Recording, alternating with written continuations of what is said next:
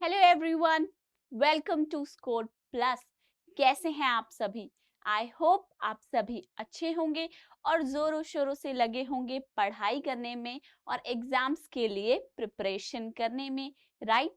तो हम भी शुरू करते हैं अपना आज का लेक्चर और देखते हैं कि आज आप और मैं हम दोनों मिलकर कौन से न्यू कॉन्सेप्ट्स को डिस्कस करने वाले हैं। जैसा कि आप सब जानते हैं, हम पढ़ रहे थे क्या बच्चे? हम डिस्कस कर रहे थे is matter around us pure, जो कि है chapter number 2, class 9th, lecture number 8। यानी कि हम अपने इस लेक्चर के काफी सारे डिफरेंट कॉन्सेप्ट्स को ऑलरेडी डिस्कस कर चुके हैं, राइट? हमने क्या देखा था? हमने ये सीखा कि हम ये जानते थे कहाँ से, चैप्टर 1 से, कि आखिर मैटर होता क्या है। वो सभी चीजें जो हमारे आसपास मौजूद हैं, जिन्हें हम देख सकते हैं, महसूस करते हैं, वो सभी चीजें जो एक स्पेस ऑक्यूपाई करती है और रखती हैं कुछ ना कुछ मास, हम उन्हें कहते हैं क्या? कि वो सभी चीजें मैटर हैं, राइट? फिर हमने देखी थी उसकी क्लासिफिकेशन फिजिकल स्टेट के रूप में, solid state, liquid state and gaseous state. वहीं जो दूसरी क्लासिफिकेशन थी कि मैटर जो है वो as a pure substance present हो सकता है या फिर मिक्सचर की तरह, राइट? वो हमने वहां नहीं डिस्कस किया था। वो हमने अब कहाँ डिस्कस किया है बच्चे? अपने चैप्टर नंबर 2 के अंदर, राइट? मैटर जो है या तो वो एक प्योर सब्सटेंस हो सकता है या फिर मिक्सचर हो सकता है। प्योर सब्सटेंस के अंदर हमारी क्लासेस आई थी दो, या तो वो एलिमेंट हो सकता है या फिर एक कंपाउंड हो सकता है। वैसे ही हमने दो डिस्कस करी क्लासिफिकेशन, किसके अंदर? अपनी मिक्सचर्स के अंदर, right? Homogeneous mixture and heterogeneous mixture किया था डिस्कस। उसके डिफरेंट एग्जाम्पल्स पढ़े थे। उसके बाद हमने देखे थे तीन टर्म्स, तीन सॉल्यूशंस। क्या क्या थे वो? पहला था सॉल्यूशन, कि सॉल्यूशन जो है वो क्या होता है, कैसे बनता है और किस तरीके की प्रॉपर्टीज को शो करता है। उसके बाद सीखा किसके बारे में? सस्पेंशन के बारे में। कब एक सस्पेंशन फॉर्म होगा और उसकी क्या क्या स्पेशल प्रॉपर्टीज हैं। देन हमने डिस्कस किया अबाउट कोलॉइडल सॉल्यूशन, राइट? उसकी प्रॉपर्टीज देखी। आफ्टर डिस्कसिंग मिक्सचर्स के बारे में सब कुछ डिस्कस करने के बाद हम पहुंचे कहाँ? सेपरेशन टेक्निक्स पे, कि आखिर जो मिक्सचर बना है, अगर हमें उसके डिफरेंट कंपोनेंट्स यूज करने हैं तो हम कौन सी स्पेशल टेक्निक्स को यूज करके उसके कंपोनेंट्स को सेपरेट आउट कर सकते हैं। ठीक है, तो आज हमें क्या करना है? लेक्चर नंबर 7 में हमने डिस्कस किए थे is matter around us pure के इन टेक्स्ट क्वेश्चन। आज हम डिस्कस करेंगे एक्सरसाइज क्वेश्चन। ओके, क्वेश्चंस क्यों जरूरी हैं? इसलिए जरूरी है क्योंकि जितने कॉन्सेप्ट्स चैप्टर के अंदर हमने पढ़े हैं वो टेस्ट भी तो करने हैं। क्या हमें समझ आया और क्या नहीं समझ आया, राइट? तो शुरू करते हैं आज के लेक्चर को फर्स्ट क्वेश्चन से। क्या कह रहा है? Which separation techniques will you apply for the separation of following? हम पढ़कर आए हैं चैप्टर के अंदर कि जो डिफरेंट मिक्सचर हैं, अलग अलग तरीके के मिक्सचर्स के लिए हम डिफरेंट टेक्निक्स यूज करते हैं सेपरेशन करने के लिए उसके कंपोनेंट्स को, राइट? तो ये पूछ रहे हैं कि जो हमने डिफरेंट आपको क्या दिए हैं बच्चे? डिफरेंट मिक्सचर दिए हैं, उसके अंदर आप बताइए कि किस मिक्सचर के लिए आप कौन सी सेपरेशन टेक्निक यूज करेंगे। तो वन बाय वन देखते हैं। ए क्या है? Sodium chloride from it solution in water. Sodium chloride यानी कि नमक किसके अंदर डिसॉल्व हुआ है? पानी, वाटर के अंदर। इस केस में हम कौन सी सेपरेशन टेक्निक यूज करते हैं? इवेपोरेशन की, राइट? जब हम इवेपोरेशन कराते हैं तब पानी उड़ जाएगा और सोडियम क्लोराइड नमक हमारे पास बच जाएगा, राइट। तो इवेपोरेशन यूज करेंगे। बी पार्ट देखिए, ammonium chloride from a mixture containing sodium chloride and ammonium chloride. एक मिक्सचर है जिसके अंदर सोडियम क्लोराइड है और अमोनियम क्लोराइड है। क्या है? सोडियम क्लोराइड NaCl और अमोनियम क्लोराइड NH4Cl। इन दोनों का क्या है? हमारे पास एक मिक्सचर है, राइट। अब इस मिक्सचर की कैसे सेपरेशन होगी? यहाँ ध्यान और याद रखने वाली चीज ये है कि जब हम सोचते हैं किसके बारे में? अमोनियम क्लोराइड के बारे में। किसके? अमोनियम क्लोराइड के बारे में। तब हमारे दिमाग में क्या आना चाहिए कि ये एक सब्लिमेबल सब्सटेंस है।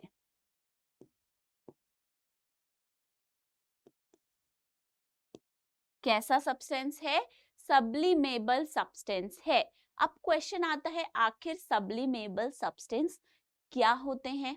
तो वो सभी सब्सटेंसेस जो डायरेक्टली कन्वर्ट होते हैं from solid state to the gaseous state without coming into the liquid state, वो क्या हो जाते हैं? वो सब्लिमेशन का प्रोसेस शो कर रहे हैं, तो हम उन्हें कहते हैं कि वो सभी सब्लिमेबल सब्सटेंसेस हैं। ओके, अब जो अमोनियम क्लोराइड है ये सब्लिमेबल है, वहीं जो सोडियम क्लोराइड है ये नॉन सब्लिमेबल है। ठीक है, मतलब अमोनियम क्लोराइड को हीट करेंगे तो सीधा सॉलिड से गैसियस वेपर्स बनाएगा, मगर हम जब सोडियम क्लोराइड को हीट करेंगे तो सॉलिड से सीधा वेपर्स नहीं बनते। ठीक है, तो यानी कि एक तो है हमारे पास सब्लिमेबल सब्सटेंस, दूसरा है नॉन सब्लिमेबल। जब ऐसी कंडीशन होती है तब हम यूज करते हैं सब्लिमेशन की टेक्निक। तो यहाँ पे क्या यूज करेंगे? Sublimation technique. ठीक है, समझ में आया? नेक्स्ट पार्ट पे चले। सी देखिए, small pieces of metal in the engine oil of a car. छोटे छोटे मेटल के टुकड़े इंजन ऑयल जो कार का होता है उसके अंदर डिसॉल्व हैं। अब क्या है? डिसॉल्व तो नहीं होंगे, घुलेंगे नहीं, बस उसके अंदर प्रेजेंट है। सपोज ये आपका इंजन ऑयल है, इसके अंदर आपके मेटल के पीसेस पड़े हैं। क्या है? Metal pieces. ठीक है, तो आप इसे कैसे सेपरेट कर सकते हो? आराम से फिल्ट्रेशन करके, राइट। फिल्ट्रेशन करेंगे तो जो मेटल के जो पीसेस हैं, स्मॉल पीसेस ऑफ मेटल, ये तो फिल्टर पेपर पे ही अलग से निकल जाएंगे और जो इंजन ऑयल है वो आपका सेपरेट आउट हो जाएगा। तो इसमें क्या यूज कर सकते हैं हम? Filtration technique. ओके, नेक्स्ट चलते हैं डी पार्ट पे। Different pigments from an extract of flower of petals. देखो, जब भी कलर्स पिगमेंट्स को अलग करना होता है तब हम कौन सी खास टेक्निक यूज करते हैं? हमने पढ़ा है क्रोमेटोग्राफी। क्या यूज करेंगे? क्रोमेटोग्राफी की टेक्निक को यूज करेंगे। ओके, तो क्रोमेटोग्राफी में हम क्या करते हैं? एक हमने एक्टिविटी करी थी चैप्टर के अंदर जिसमें क्या किया था? फिल्टर पेपर को थिन शीट में कट करके एक लाइन ड्रॉ करी थी बॉटम से 3 सेंटीमीटर ऊपर, उस पे हमने इंक लगाई थी, है ना।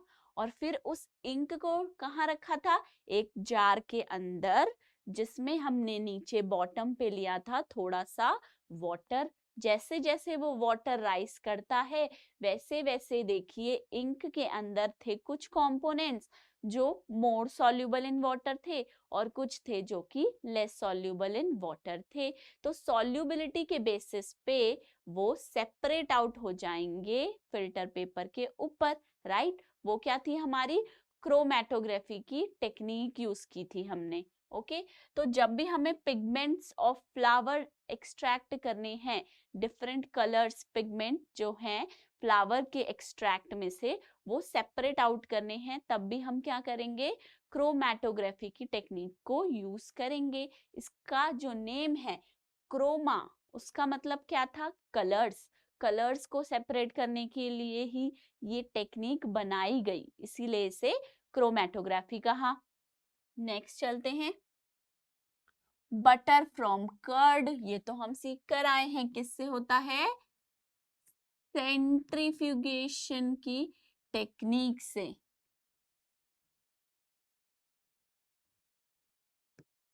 ठीक है, सेंट्रीफ्यूगेशन से हम क्या करते हैं, बटर फ्रॉम कर्ड को सेपरेट करते हैं। Then oil from water. अब ऑयल फ्रॉम वाटर करना है तो ऑयल और वाटर कैसा मिक्सचर बनाएंगे, इमिसिबल लिक्विड मिक्सचर। इसका मतलब क्या हुआ, ऑयल और वाटर एक दूसरे में सॉल्युबल नहीं होते हैं, तो ये इमिसिबल हैं, राइट। और जब भी हमारे पास एक मिक्सचर होता है जिसके अंदर हमारे पास हैं इमिसिबल लिक्विड्स, तो वहां पे कौन सी टेक्निक हम यूज करते हैं, सेपरेटिंग फनल टेक्निक, जिसमें हम मिक्सचर को सेपरेटिंग फनल में डालते हैं और कंपोनेंट्स डिफरेंट लिक्विड्स अपनी डेंसिटी के हिसाब से सेपरेट आउट हो जाते हैं। फिर हम क्या करते हैं, सेपरेटिंग फनल की स्टॉप कॉक को ओपन करके एक कंपोनेंट को निकाल देते हैं और बंद करके दूसरे कंपोनेंट को दूसरे कंटेनर में निकाल देंगे। ठीक है, तो यहाँ कौन सी टेक्निक यूज होगी, सेपरेटिंग फनल। ठीक है, टी लीव्स फ्रॉम टी, ये तो घर पे ही रोज करते होंगे, करते हो ना, चाय बना के उसे छानते हो, राइट। क्या करते हैं, फिल्टर करते हैं, filtration. Then iron pins from sand. Iron pins क्या है, आयरन की बनी हुई पिंस हैं, वो किससे अट्रैक्ट होंगी, मैग्नेट से। अगर सैंड के अंदर आपकी आयरन पिंस हैं, अगर आप एक मैग्नेट यूज करेंगे तो क्या होगा, आयरन पिंस सारी मैग्नेट पे चिपक जाएंगी और सैंड अलग और आयरन पिंस अलग हो जाएंगी। तो इस केस में मैग्नेटिक सेपरेशन आप कर सकते हो मैग्नेट यूज करके।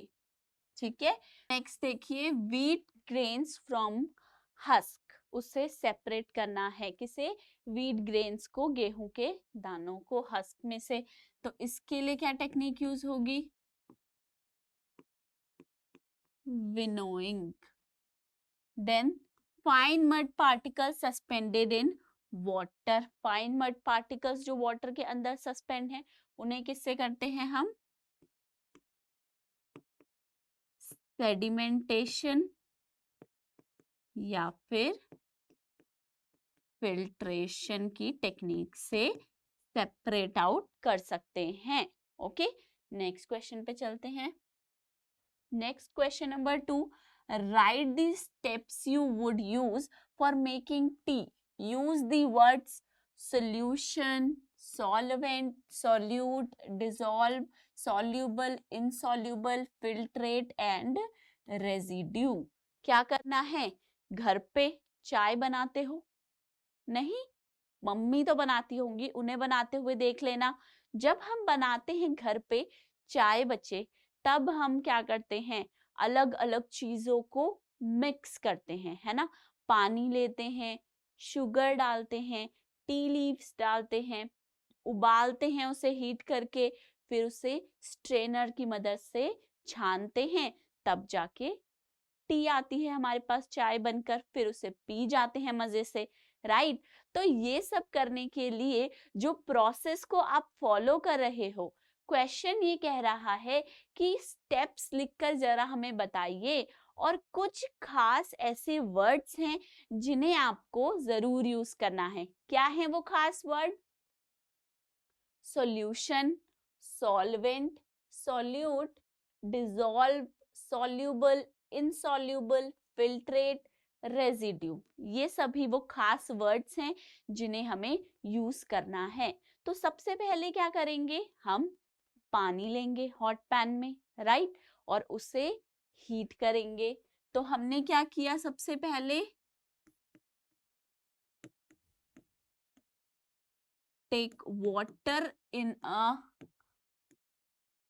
pan and add sugar in it. Then heat the pan to form solution of sugar in water, right? पानी लेंगे पैन में और उसके अंदर चीनी शुगर डालेंगे और उसे हीट कर लेंगे, राइट। हीट करने से क्या होगा, हीट करने से सॉल्यूशन बन जाएगा किसका, शुगर इन वाटर। कैसे बना solution, because sugar dissolved in water to form a solution. Sugar यानी कि चीनी जो है वो पानी में जाकर घुलती है, डिसॉल्व होती है ताकि एक सॉल्यूशन बन सके, sugar in water solution, right. अब यहाँ क्या है, शुगर इज सोल्यूट, शुगर आपका सोल्यूट है, and water is solvent, water क्या है, सॉल्वेंट है, ठीक है। फिर आपने क्या करना है, शुगर सोल्यूट और वाटर सॉल्वेंट, उसके बाद आप क्या करेंगे, टू दिस सॉल्यूशन, शुगर का जो सॉल्यूशन है, add tea leaves, tea leaves add की एंड बॉईल इट, बॉईल कर दिया, उबाल दिया। अब क्या होगा, क्या वो जो टी लीव्स हैं, पत्तियां हैं, वो उसके अंदर घुल जाएंगी, डिसॉल्व हो जाएंगी, नहीं होंगी, राइट। तो हम क्या लिख सकते हैं, tea leaves are insoluble in the solution, right? Tea leaf insoluble है। अब हम क्या करेंगे, insoluble है, उसके बाद हम क्या करेंगे, add milk to it, milk भी ऐड कर दिया, फिर बॉईल किया। अब क्या होगा, टी लीव्स क्या थी हमारी, इनसॉल्यूबल थी, क्योंकि टी लीव्स इनसॉल्यूबल है तो वो तो एज अ रेजिड्यू बच जाएंगी, है ना, वो तो घुलेंगी नहीं, डिसॉल्व नहीं होंगी चाय के अंदर। अब हम उसे छानेंगे, filter tea using a strainer, छन्नी स्ट्रेनर की मदद से हम उसे छान लेंगे। अब छानने के बाद क्या आएगा, हमारे पास फिल्ट्रेट क्या बन जाएगा, फिल्ट्रेट मतलब जो फिल्ट्रेशन के बाद जो लिक्विड सॉल्यूशन बनता है वो फिल्ट्रेट कहलाता है, और फिल्ट्रेशन के बाद जो आपके सॉलिड पार्टिकल्स, जो इनसॉल्यूबल पार्टिकल्स हैं सॉल्यूट के, वो जो निकल जाते हैं वो रेजिड्यू कहलाते हैं। तो यहाँ पे क्या होगा,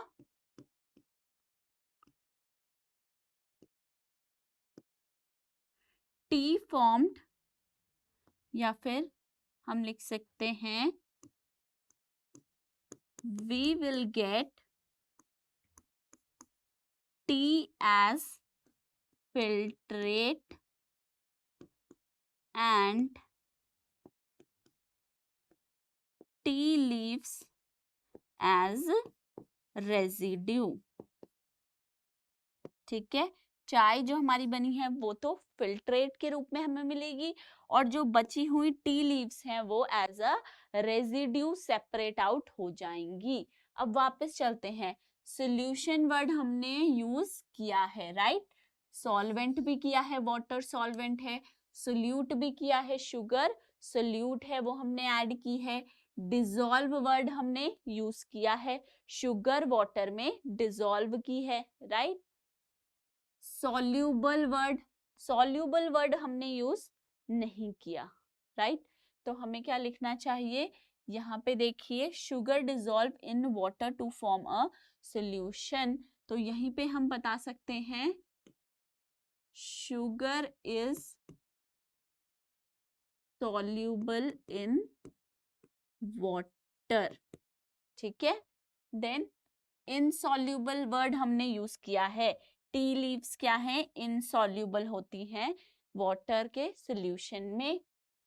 फिल्टरेट एंड रेजिड्यू, जो चाय बनी टी वो हमें मिली फिल्टरेट के रूप में, और जो टी लीव्स नीचे बच गई जो इनसॉल्युबल थी सॉल्यूशन के अंदर वो हमें मिली as a residue.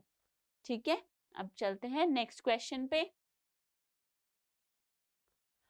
Pragya tested the solubility of 3 different substances at different temperature and collected the data as given below. Results are given in the following table as gram of substance dissolved in 100 grams of water to form saturated solution। एक लड़की है, कौन, प्रज्ञा नाम है उसका, ठीक है। उसने क्या किया, उसने ये जानना चाहा कि किस तरीके से ये जो डिफरेंट सब्सटेंसेस हैं ये डिसॉल्व करते हैं वाटर के अंदर। ठीक है, किसके अंदर डिसॉल्व कर रहे हैं, वाटर के अंदर। उसे क्या जाननी थी, इनकी सॉल्युबिलिटी समझनी थी वाटर के अंदर अलग अलग टेम्परेचर पे, डिफरेंट टेम्परेचर पे। ये देखिए अलग अलग टेम्परेचर लिया है, 283, 293, 313, 333 एंड 353, डिफरेंट अलग अलग टेम्परेचर पे। उससे देखनी थी इनकी सॉल्युबिलिटी कैसे चेंज होती है, राइट। तो सारा डेटा रिप्रेजेंट किया है टेबुलर फॉर्म में, right.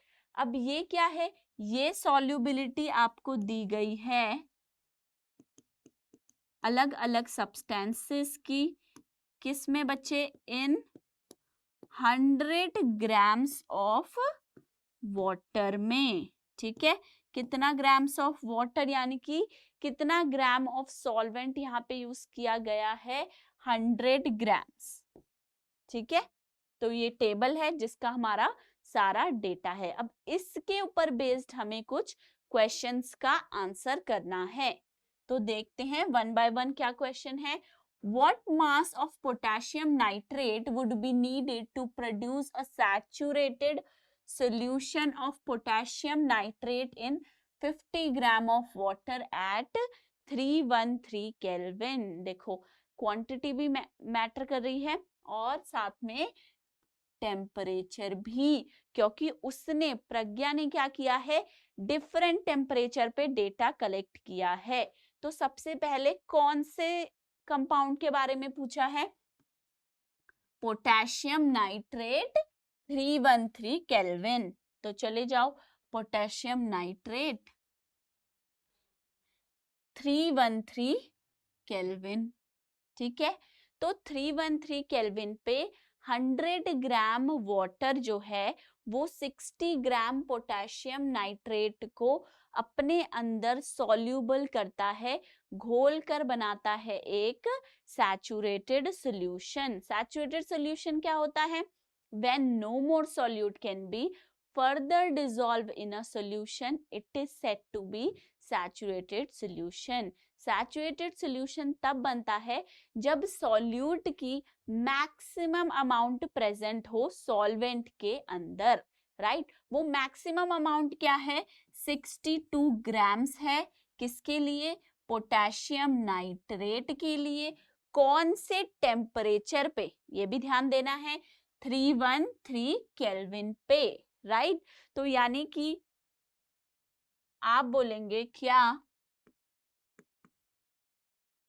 that 62 grams of potassium nitrate, formula क्या होता है, KNO3, ठीक है, dissolve in 100 gram of water to form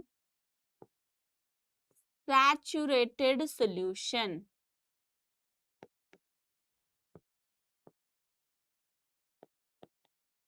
ठीक है, अब हमसे क्वेश्चन ने क्या पूछा है, हमें बताना है 50 ग्राम्स ऑफ वाटर में कितना पोटेशियम नाइट्रेट डिसॉल्व करेंगे कि वो एक सैचुरेटेड सॉल्यूशन बनेगा।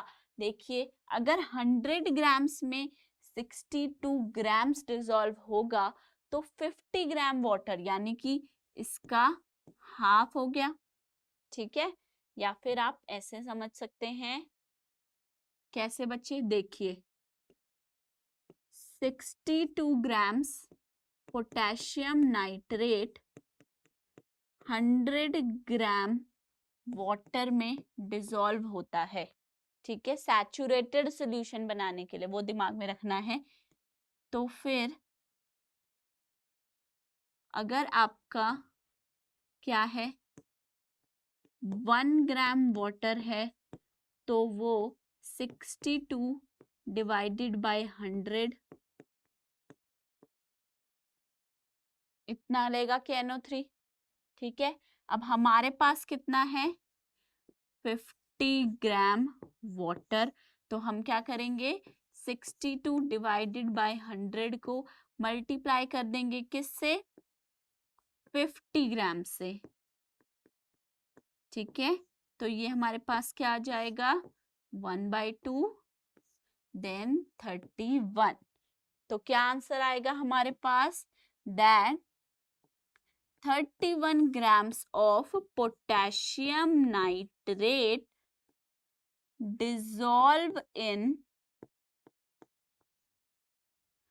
50 grams of water to form saturated solution।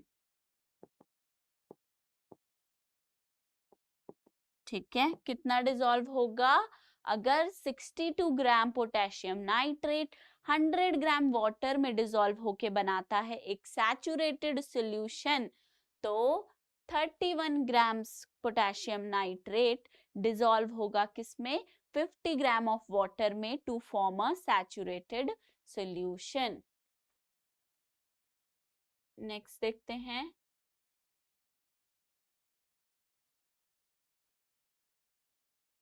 Next question पे आइए, बी पार्ट।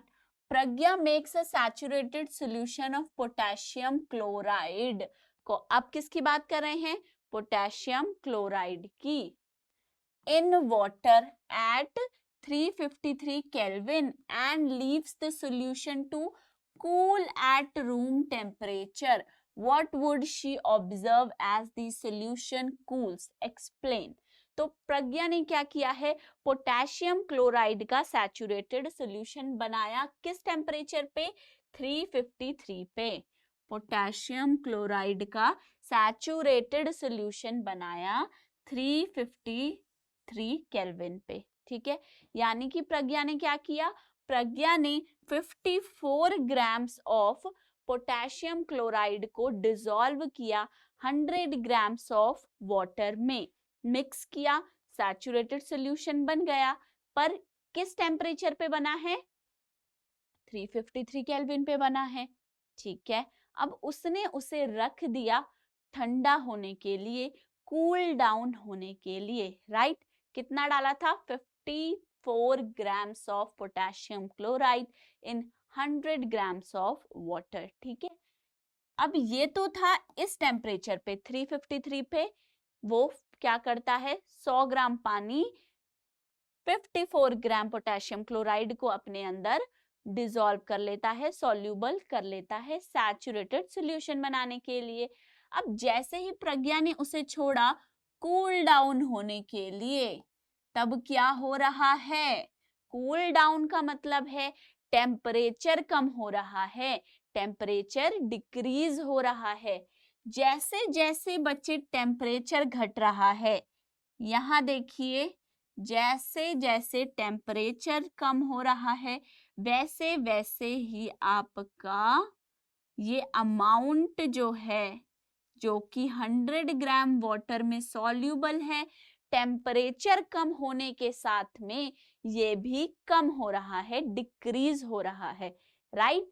पर क्योंकि प्रज्ञा ने यूज किया 54 grams in 100 gram of water, right, तो वहां क्वांटिटी तो 54 ग्राम डिसॉल्व हो चुकी थी, पर जैसे ही टेम्परेचर कम होने लगा, सॉल्युबिलिटी कम होने लगी, वैसे ही क्या होगा, देखिए सपोज हम आ गए 313 पे, अब प्रज्ञा ने तो 54 ग्राम्स डिसॉल्व किया 100 ग्राम पे, पर at 313 kelvin only 40 gram potassium chloride is soluble in 100 grams of water, right, यहाँ लिखा है साफ साफ। पर प्रज्ञा तो डाल चुकी है already 54 grams of potassium chloride. ठीक है, अब क्या होगा, जो 40 ग्राम्स ऑफ पोटेशियम क्लोराइड होगा 313 केल्विन पे, वो तो क्या रहेगा, सॉल्यूबल इन वाटर रहेगा। पर जो बची हुई क्वांटिटी है, यानी कि 14 ग्राम्स का जो इनके बीच में डिफरेंस है, वो 14 ग्राम्स क्या करेंगे, वापस से सॉलिडिफाई हो जाएंगे, वापस से किसके क्रिस्टल बनाएंगे, पोटेशियम क्लोराइड के। ओके, तो जैसे ही हम किसी भी सॉल्ट का एक सैचुरेटेड सॉल्यूशन बना रहे हैं और हम उसे रखते हैं कूल डाउन होने के लिए, तो जैसे ही टेम्परेचर डिक्रीज होगा, साथ ही में डिक्रीज होगी आपकी सॉल्युबिलिटी भी, और उस सॉल्युबिलिटी के डिक्रीज होने की वजह से क्या होगा, क्रिस्टलाइजेशन की प्रोसेस होगी, क्रिस्टल्स फॉर्म होंगे, राइट। तो हम क्या बोल सकते हैं यहाँ बी पार्ट में, that due to decrease in temperature, temperature कम हो रहा है, सॉल्युबिलिटी डिक्रीजेस, टेम्परेचर कम होने की वजह से सॉल्युबिलिटी भी कम होगी। ठीक है, सॉल्युबिलिटी कम होगी तो अब क्या होगा, क्रिस्टलाइजेशन होगा, crystals of potassium chloride will be formed. ठीक है, क्या होगा, जो एक्सेस पोटेशियम क्लोराइड है कम टेम्परेचर पे, क्योंकि ज्यादा टेम्परेचर पे तो ज्यादा सॉल्युबिलिटी थी ना, ज्यादा अमाउंट में सॉल्युबल था, लेकिन क्योंकि हमने उसे कूल डाउन होने के लिए छोड़ दिया, टेम्परेचर कम हुआ। अब टेम्परेचर कम होते ही क्या हुआ, सॉल्युबिलिटी भी कम हो गई। अब जितना अमाउंट उस टेम्परेचर पे सॉल्युबल था वो तो सोल्यूशन के अंदर रहेगा, पर जो एक्सेस है, जो हमने एक्सेस में लिया है, वो क्या करेगा, क्रिस्टल्स वापस से फॉर्म कर देगा पोटेशियम क्लोराइड के। अब देखते हैं second, find the solubility of each salt at 293, which salt has the highest solubility at this temperature. देखते हैं, देखिए टेबल से ही आंसर मिल जाएगा। हम बात कर रहे हैं किस टेम्परेचर की, 293 केल्विन की। सॉल्युबिलिटी क्या है, ये है, राइट। आप बता देंगे क्या, पोटेशियम नाइट्रेट की 32%, sodium chloride 36%, potassium chloride 35 and ammonium chloride 37। ठीक है, ये क्या है, इनकी सॉल्युबिलिटी है इन 100 ग्राम्स ऑफ वाटर। ठीक है, कौन से टेम्परेचर पे है, 293 केल्विन, राइट। अब पूछ रहा है क्या सेकंड पोर्शन में, ये बताइए कौन सा सॉल्ट सबसे ज्यादा सॉल्युबल है 293 केल्विन पे, राइट? क्या पूछा है? Which salt has the highest solubility at this temperature? इस टेम्परेचर पे किस सॉल्ट की हाईएस्ट सॉल्युबिलिटी है? तो वो हम यहीं से देख सकते हैं। सबसे ज्यादा वैल्यू किसकी है? 37, वो है अमोनियम क्लोराइड की, राइट? तो हम क्या लिख देंगे? Ammonium chloride. अमोनियम क्लोराइड की हाईएस्ट सॉल्युबिलिटी है कौन से टेम्परेचर पे? 293 केल्विन पे, इस टेम्परेचर पे, ठीक है? नेक्स्ट क्वेश्चन पे चले। What is the effect of change in temperature on solubility of a salt? आखिर जब टेम्परेचर बदलता है तब किसी भी सॉल्ट की सॉल्युबिलिटी पे, यानी कि सॉल्वेंट के अंदर उसके घुलने की क्षमता पे क्या फर्क, क्या इफेक्ट पड़ता है, ये क्वेश्चन ने पूछा है। तो हम कैसे बताएंगे बच्चे? इन डाटा को कंपेयर करके। कोई भी सॉल्ट ले लो, फॉर एग्जाम्पल मैं यहां पे लूंगी सोडियम क्लोराइड, ठीक है? सोडियम क्लोराइड के लिए देखते हैं अलग अलग टेम्परेचर पे क्या सॉल्युबिलिटी है। ये देखिए 36, 36, 36, 37 एंड 37, राइट? तो लो टेम्परेचर पे इसकी सॉल्युबिलिटी कम थी, जैसे जैसे टेम्परेचर बढ़ा सॉल्युबिलिटी इंक्रीज हो गई, राइट? अब एक और लेते हैं पोटेशियम क्लोराइड। देखिए 35, 35, 40, 46 एंड 54। जैसे जैसे हमने टेम्परेचर बढ़ाया वैसे ही क्या हुआ? पोटेशियम क्लोराइड की सॉल्युबिलिटी भी बढ़ गई। पानी के अंदर इसका वो अमाउंट जो घुलकर एक सैचुरेटेड सॉल्यूशन बनाता है वो इंक्रीज हो रहा है, बढ़ रहा है, राइट? तो हम क्या लिख सकते हैं यहाँ पे? यहाँ पे हम डी पार्ट में बोल सकते हैं that solubility of a salt increases, बढ़ती है। कब बढ़ती है?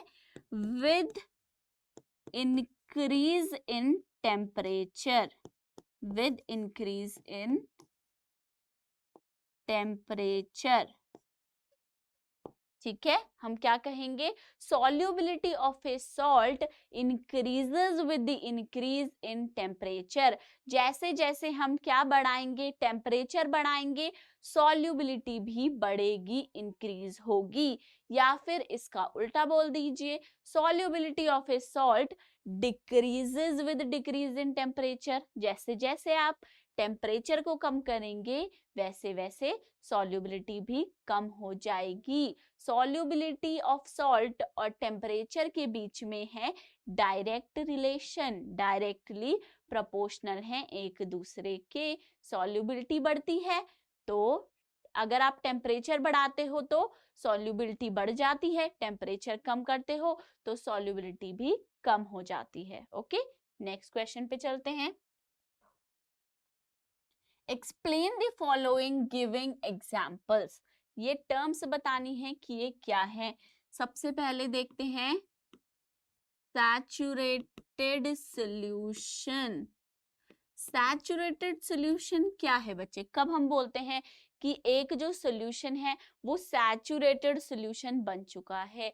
तब बोलते हैं when no more solute can be dissolved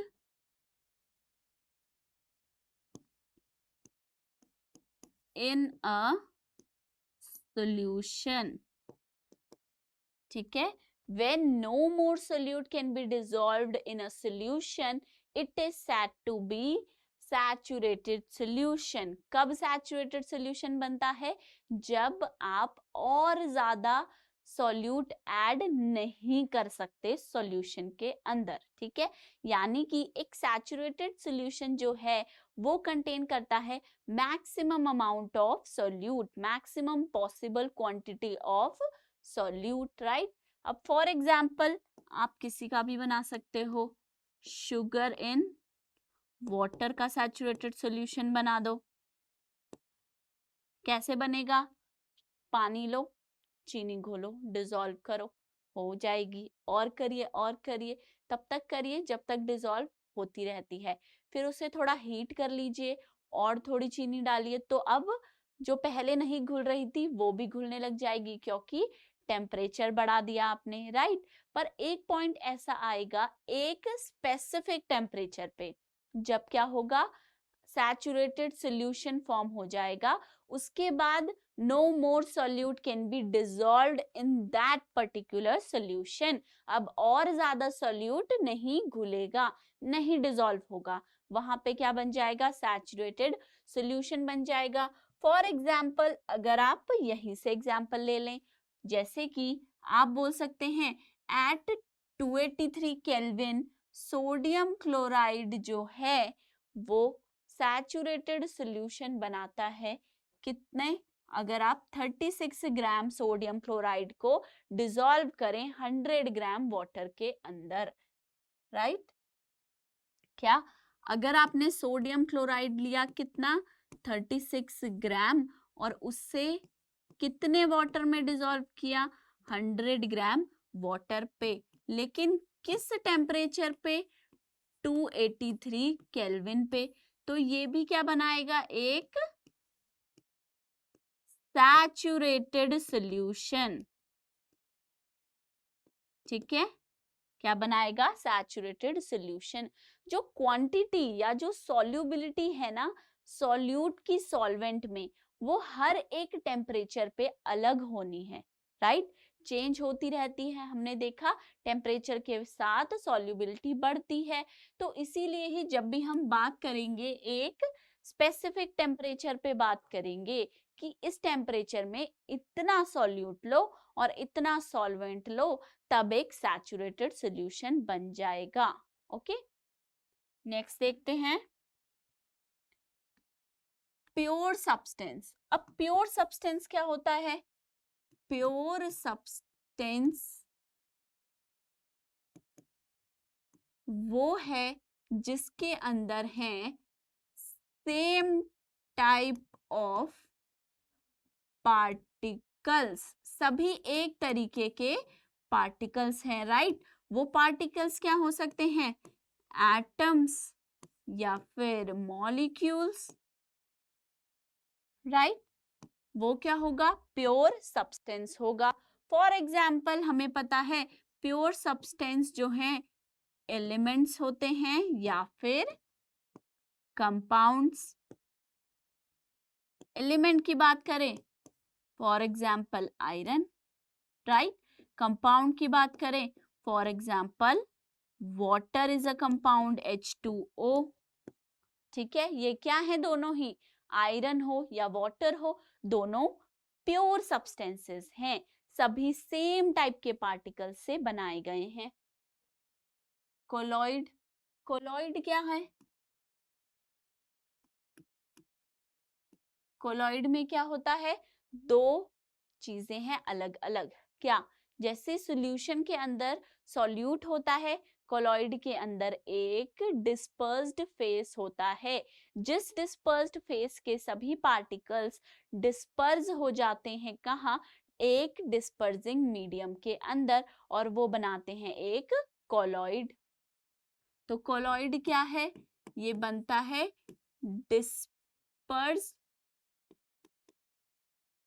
dispersing phase और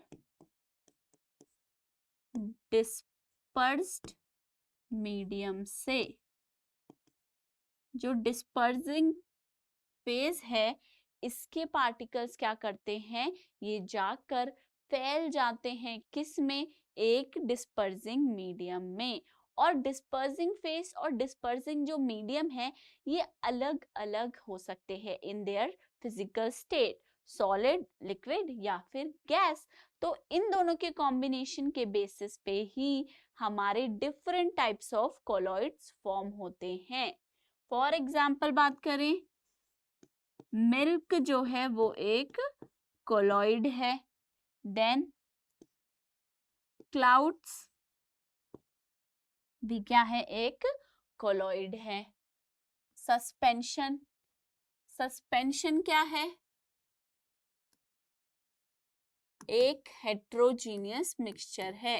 कोलॉइड भी हेट्रोजीनियस मिक्सचर है, हेट्रोजीनियस मिक्सचर है जिसके अंदर क्या होता है, solute particles are suspended in solvent. Solute particles are suspended in solvent. For example, sand in water. ठीक है, सैंड इन वाटर क्या है, एक टाइप का हेट्रोजीनियस मिक्सचर है, राइट। सैंड अलग से दिखती है, सैंड के पार्टिकल्स अलग से दिखते हैं और वाटर के पार्टिकल्स हमें अलग से दिखते हैं, इसीलिए वो एक हेट्रोजीनियस मिक्सचर है। और इसके अंदर क्या होता है, जो सॉल्यूट के पार्टिकल्स हैं यानी कि सैंड के पार्टिकल्स हैं वो सस्पेंड होते हैं कहाँ, अपने सॉल्वेंट के अंदर, वाटर के अंदर। ठीक है, ये क्या थे हमारा सस्पेंशन। नेक्स्ट क्वेश्चन पे चलते हैं। Classify each of the following as homogeneous और हेट्रोजीनियस मिक्सचर। तो होमोजीनियस कौन से थे, वो जिनकी होती है यूनिफॉर्म कॉम्पोजिशन, राइट। और वहीं हेट्रोजीनियस कौन से थे, जिस मिक्सचर की क्या होती है, non uniform composition. Non uniform composition. ठीक है, अब देखते हैं सोडा वाटर।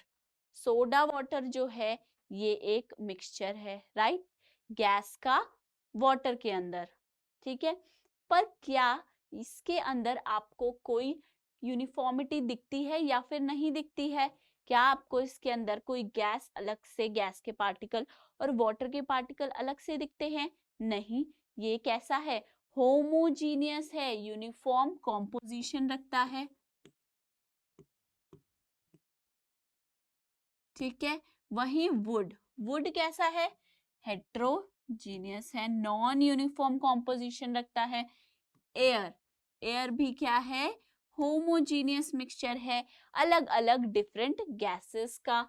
सॉइल, सॉइल क्या है, सॉइल हमारा हेट्रोजीनियस मिक्सचर है क्योंकि सॉइल के अंदर काफी अलग अलग पार्टिकल्स मिले हुए होते हैं जिन्हें हम देख सकते हैं, जो हमें दिखाई देते हैं। तो नॉन यूनिफॉर्म कॉम्पोजिशन होने की वजह से सॉइल क्या है, हेट्रोजीनियस मिक्सचर। विनेगर कैसा है, यूनिफॉर्म कॉम्पोजिशन का। और फिल्टर टी भी कैसी होती है, यूनिफॉर्म कॉम्पोजिशन। तो ये भी होमोजीनियस मिक्सचर है। नेक्स्ट क्वेश्चन पे चलते हैं।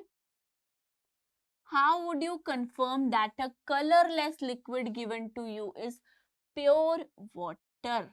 आपको एक कोई भी लिक्विड दे दिया गया, ठीक है, कोई भी लिक्विड आपको दे दिया गया रैंडमली और आपसे ये पूछा गया क्या ये प्योर वाटर है या नहीं है, क्या है, क्या ये प्योर वाटर है या फिर नहीं है। एक कोई भी कलरलेस लिक्विड आपके हाथ में पकड़ा दिया और पूछा क्या ये प्योर वाटर है या नहीं है, आंसर कीजिए।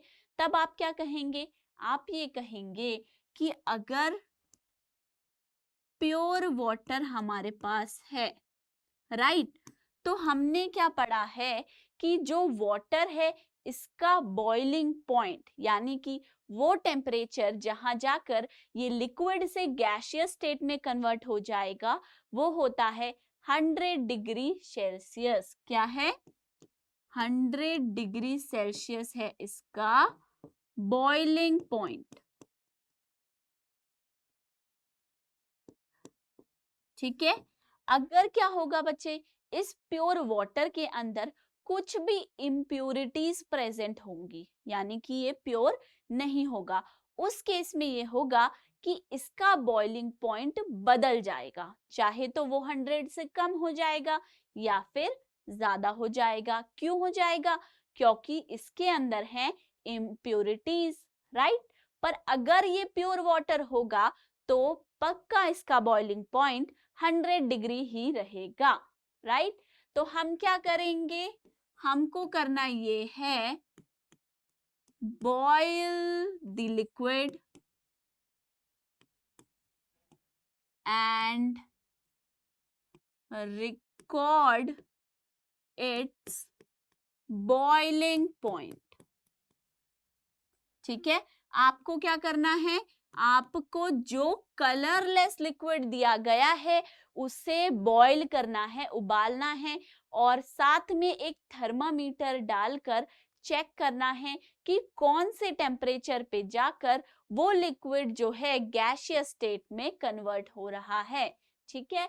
अगर वो आता है टेम्परेचर 100 डिग्री, ठीक है, अगर वो टेम्परेचर बॉइलिंग पॉइंट निकल कर आता है किसका, कलरलेस लिक्विड का, 100 डिग्री सेल्सियस, तो आप कह सकते हैं कि यस वो एक प्योर वाटर है। ठीक है, ऐसे हम बता सकते हैं। नेक्स्ट क्वेश्चन पे चलते हैं। विच of the following materials fall in the category of pure substance? Right, हमने पढ़ा प्योर सब्सटेंसेस क्या है, वो है जो सभी एक ही तरीके के पार्टिकल से बनता है। क्या है? सेम पार्टिकल से बना है क्या? Pure substance. साथ में इसकी दो क्लासिफिकेशन भी पढ़ी। पहला क्या था? एलिमेंट्स, और दूसरा एलिमेंट से मिलाकर बनाते हैं कंपाउंड्स। तो एलिमेंट्स भी क्या है? प्योर सब्सटेंस, और कंपाउंड्स भी प्योर सब्सटेंस होते हैं। अब देखते हैं आइस। आइस क्या है आपका? H2O है, राइट। H2O वाटर का सॉलिड फॉर्म है आइस। तो ये क्या है? एक कंपाउंड है, तो ये क्या आएगा? Pure substance. Then milk. Milk pure substance नहीं होता। मिल्क क्या है? एक तरीके का मिक्सचर है, हेट्रोजीनियस मिक्सचर है, प्योर सब्सटेंस नहीं है। Then iron. आयरन क्या है? एक एलिमेंट है, तो ये प्योर सब्सटेंस में आएगा। Hydrochloric acid. हाइड्रोक्लोरिक एसिड मतलब HCl, एक कंपाउंड है, प्योर सब्सटेंस है ये भी। देन कैल्शियम ऑक्साइड, CaO क्या है? एक कंपाउंड है, ये भी एक प्योर सब्सटेंस है। Then mercury. मर्क्यूरी क्या है? एक एलिमेंट है, ये भी प्योर सब्सटेंस है। Then brick. ब्रिक जो है ये प्योर सब्सटेंस नहीं है, ये क्या है? एक मिक्सचर है। वुड। वुड भी प्योर नहीं है, एक मिक्सचर है। साथ में एयर। एयर भी प्योर नहीं है, ये क्या है?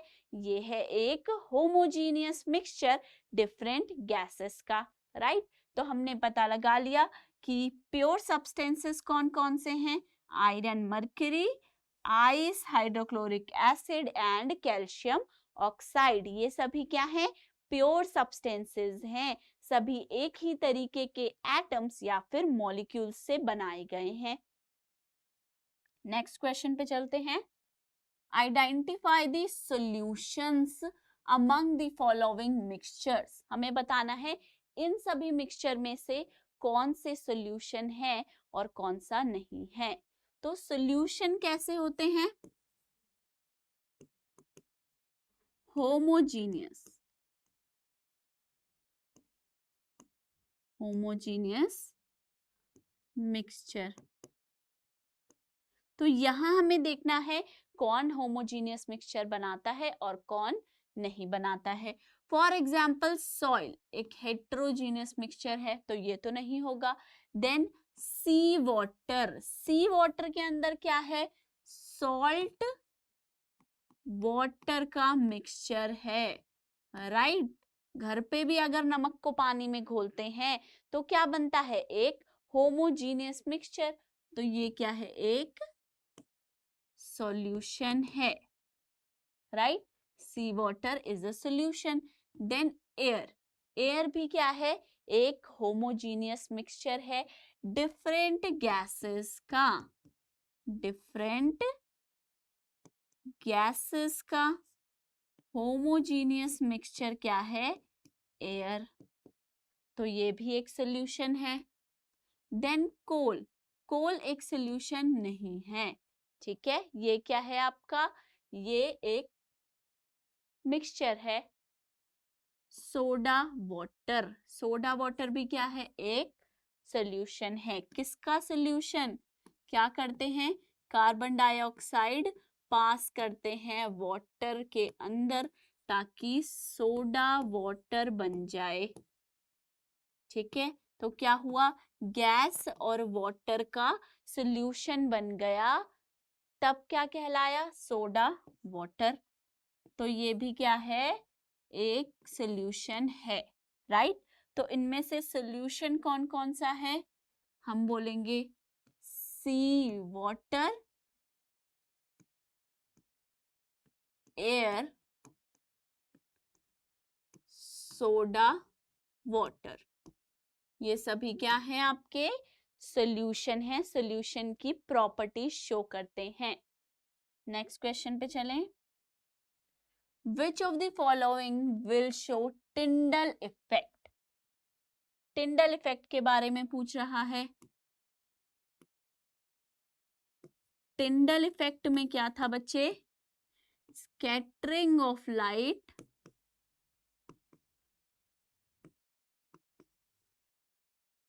by the particles, right?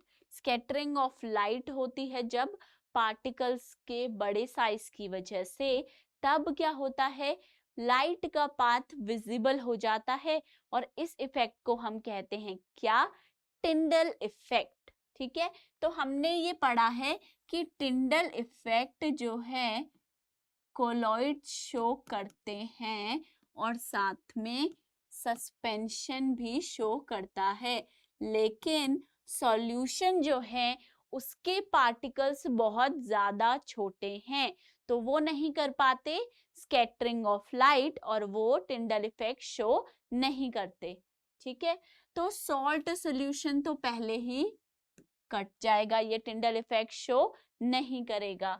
Then milk क्या है हमारा, टाइप ऑफ ए कोलॉइड है, एक कोलॉइड है, तो ये क्या करेगा, टिंडल इफेक्ट शो करेगा, ठीक है। देन कॉपर सल्फेट सॉल्यूशन तो टिंडल इफेक्ट शो नहीं करते। देन स्टार्च सॉल्यूशन भी क्या है, एक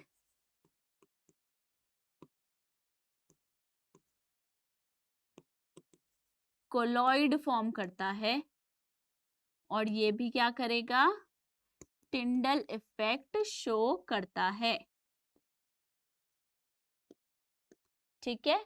तो यानी कि जो सॉल्यूशंस हैं वो टिंडल इफेक्ट शो नहीं करते और कोलॉइड और सस्पेंशन जो है हमारे वो टिंडल इफेक्ट शो करते हैं।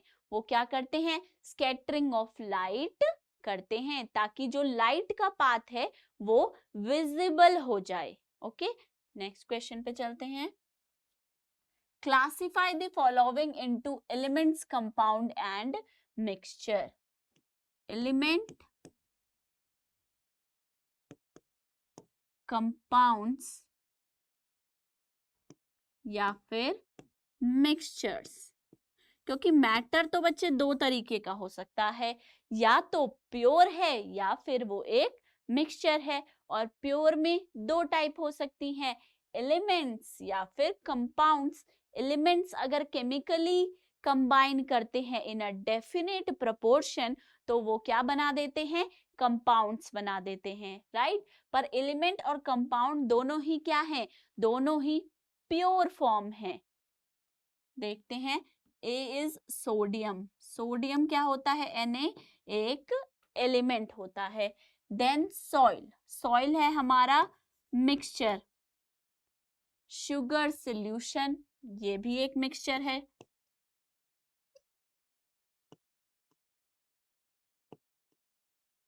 देन सिल्वर, सिल्वर क्या है, Ag एक एलिमेंट है। कैल्शियम कार्बोनेट एक कंपाउंड है। CaCO3 जो अलग अलग एलिमेंट के एक डेफिनेट प्रोपोर्शन में केमिकली जुड़ने के बाद बना है। टिन, टिन होता है Sn, इसका सिंबल है, ये भी एक एलिमेंट है। सिलिकॉन Si, ये भी एक एलिमेंट है। कोल क्या है, कोल एक मिक्सचर है। एयर, एयर भी मिक्सचर है। सोप, सोप भी मिक्सचर है, डिफरेंट कंपाउंड से मिलकर बनता है। मीथेन, मीथेन एक कंपाउंड है, इसका फॉर्मूला होता है CH4, कार्बन और हाइड्रोजन को केमिकली कंबाइन कर देते हैं तो मीथेन बनता है। कार्बन डाइऑक्साइड यानी कि CO2 भी एक कंपाउंड है। ब्लड क्या है, एक मिक्सचर है। ठीक है, अब चलते हैं नेक्स्ट क्वेश्चन पे। नेक्स्ट क्वेश्चन क्या है, which of the following are chemical changes, कौन कौन से इसमें से केमिकल चेंजेस हैं, ये हमें बताना है। ग्रोथ ऑफ अ प्लांट, एक प्लांट जब बड़ा हो रहा है तो उसके बड़े होने के पीछे, उसके ग्रो करने के पीछे छुपे होते हैं बहुत सारे लाइफ प्रोसेसेस, राइट, जो उस प्लांट के अंदर हो रहे हैं, तभी तो वो ग्रो कर रहा है। अब वो सभी चेंजेस कैसे आते हैं, डिफरेंट केमिकल रिएक्शंस की वजह से आते हैं जो उस प्लांट के अंदर हो रहे हैं। तो इसीलिए ग्रोथ ऑफ अ प्लांट एक केमिकल चेंज है। ओके, नेक्स्ट देखिए, रस्टिंग ऑफ आयरन, आयरन पे, लोहे की चीजों पर जंग लग जाना, ऐसा कब होता है, जब आयरन जो है वो आसपास प्रेजेंट मॉइस्चर और ऑक्सीजन से रिएक्ट करता है आयरन ऑक्साइड रस्ट बनाने के लिए। तो ये भी एक तरीके की केमिकल रिएक्शन है, तो ये भी किस में आएगा, एक chemical change. Okay, then mixing of iron filings and sand, आपने क्या किया, कुछ आयरन की कीलें ली और सैंड ली और उन्हें मिक्स कर दिया। अब मिक्स होने के बाद उन्होंने दोनों जो अलग अलग चीजें थी, आयरन फिलिंग्स और सैंड, क्या उन्होंने साथ में मिलकर कोई नया कंपाउंड बना दिया, नहीं, आप कहेंगे नहीं बना, वो तो बस आपस में मिक्स हो गई, राइट। तो ये एक केमिकल चेंज नहीं है, क्योंकि कोई न्यू केमिकल कॉम्पोजिशन वाला सब्सटेंस यहाँ पर नहीं बन रहा, तो ये केमिकल चेंज नहीं है। कुकिंग ऑफ फूड, जब हम खाना बनाते हैं, कुकिंग ऑफ फूड, वो भी किस में आता है, हमारा एक केमिकल चेंज के अंदर आता है। क्यों आता है केमिकल चेंज के अंदर, क्योंकि जब हम खाना पकाते हैं, उसे हीट करते हैं, तो वहां पर काफी सारे केमिकल रिएक्शन होते हैं जिससे न्यू कंपाउंड्स बनते हैं, इसीलिए ये भी क्या है, एक chemical change. Then digestion of food, जो हम खाना खाते हैं उसके बाद क्या होता है हमारी बॉडी के अंदर, काफी सारे केमिकल रिएक्शंस होते हैं अलग अलग, जो उस खाने को बदल देते हैं, किस में, ढेर सारी एनर्जी में। वो एनर्जी ही तो हमें चाहिए, राइट, तभी ही तो हम खाना खाते हैं, वरना खाना खाने का पर्पस ही क्या है, राइट।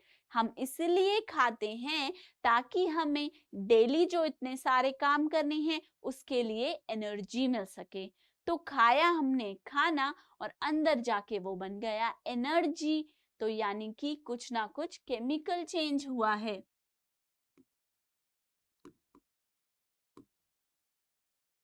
ओके, नेक्स्ट देखते हैं फ्रीजिंग ऑफ वाटर।